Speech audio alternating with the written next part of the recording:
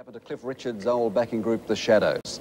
In their 30-year history, they have recorded, and get this, they've recorded 150 albums, The Shadows have, and one or two very successful ones. 20 years down the track, in the middle of the punk era, in the late, about 1980, they still had a #1 album right around the world. The moving force behind The Shadows, undoubtedly, is and was Hank B Marvin. Now, Hank lives in Perth these days. He joins us today to play live on television for the first time, Hank, in 15 years, I'm told. Would you please welcome Hank B Marvin with Sacha.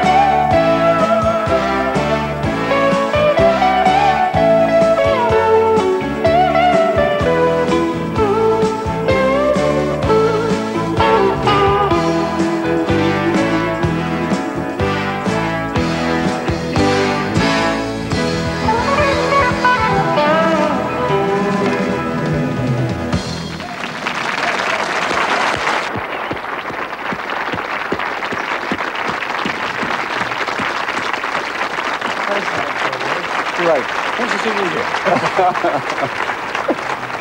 That was just fantastic, but that is the most ridiculous thing I've ever seen. Did you see Harvey? Who's this bearded old backup man you got? I thought it was your accountant. Harvey, I mean, here's a man of 25 years of age. You're 65. How can you possibly try it? 60. Well, 62 anyway. You can do the steps, though. Should we do the Let's do it again. 2, 3. Oh, that step. Oh, I see. Yeah. Let's do it again. The Shadows. Here we go. Once more. The 3, Shadows. 4. This man's got talent. Yes, he's more than a suit and a beard. He certainly is. I looked across there and had to stop myself from laughing. I seemed trying to match you there. Welcome. Thank you for your time and thanks for performing for us. Wonderful memories. When you started, I take it that you started, it was fun. It wasn't ever going to be a job. It was simply you and Cliff and the boys and lots of fun. Oh, yeah. We were 16 years old and just left school. We did our first tour and we had no concept of the future. You know, we took each week as it came and it was just the fun of playing guitars, singing rock and roll. having girls scream at us, shouting, "Get off!" You know. Is that what they said? The name is marvellous, except Hank B Marvin, but it looks like it sounds like it should come out of Memphis or rockabilly somewhere. Well, that was the idea, because when we were 16, 17, the big influence on us was American music, and we felt that we had to have names that sounded right for rock and roll. But you're a boy from Newcastle? Newcastle upon Tyne, northeast of England, yeah. Hank B Marvin, I mean. Right. Didn't your mate say that's a bit ridiculous? No, they thought it was very impressive. Now, what about the touring? I mean, what are the memories when you look back on, I hate to say it, the 20 or 30 years, 30 years in fact, we spoke to... Yeah, 30 years, yeah. What, the vivid memories, the memories of the girls screaming "Get off"? Or? Well, I remember almost being strangled once in the street by a group of girls after a show, which was actually frightening. We've had tear gas bombs thrown on stage in North Africa. Not to get us off the stage, but to get the fans off the stage with yes. riots and things. There's been a lot of exciting times, seeing a lot of good places, and a lot of funny situations. Have you ever met Cliff's manager? I don't know. I've met Cliff a couple of times, but not his manager. Well, you'd never forget him, because you know Yul Brynner? Well, it's not Yul Brynner, but he looks just like him. And he's quite short, squat, and he's got this shaven head. And we were doing some shows in the north of England, and Cliff was ahead of us walking down the street with David, his manager. And you know that Cliff isn't short, squat, with a bald head. You know that, don't you? Right, good. You sure? Good. Okay. And they passed these two old ladies who were nattering on the street, and one of them did one of those, you know, Cliff. And she said, "Hey, look, there's that Cliff Richard." And the other one turned around, looked at the two of them, and said, "Which one?" It's true. What do you think the secret of the success of the Shadows and Cliff is? This timeless music that you perform? I think it's the gullibility of the public. It's a pretty straight answer. No, I think somehow we got in the very early days of rock and roll, and we seemed to just have something that appealed not only to young people, as we did initially, but to a slightly older audience. We tried to do a lot of original material rather than copying other people's, which was a plus.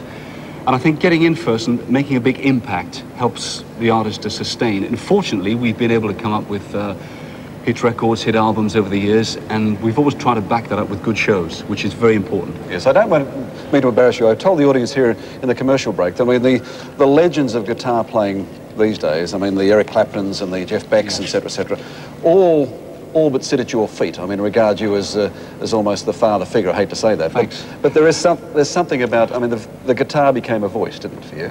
It did. In fact, funnily enough, we were talking about this with some guys yesterday, and when I play slow melodic tunes like the theme from The Deer Hunter and so forth in Argentina, I always try to think of it in terms of a voice rather than a guitar, because I think to play a beautiful melody, it's good to try to express it like a singer would, rather than just embellish it so much it loses its identity.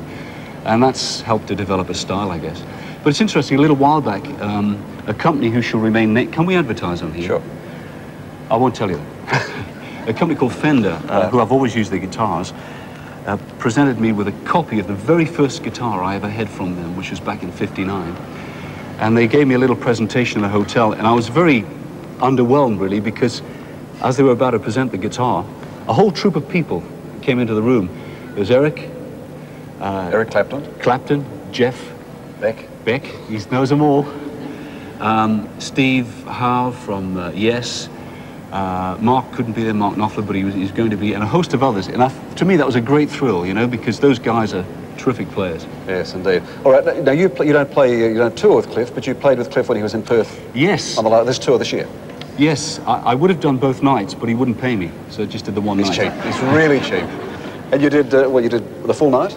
No, we decided just to do a section of old stuff like Move It, Living Doll, Young Ones, and We Don't Talk Anymore. I don't know the new stuff, you see. Thank you for talking to us very much indeed. It's been a real pleasure. Fantastic. Thank you. Will you play us to break? Would you give us that pleasure?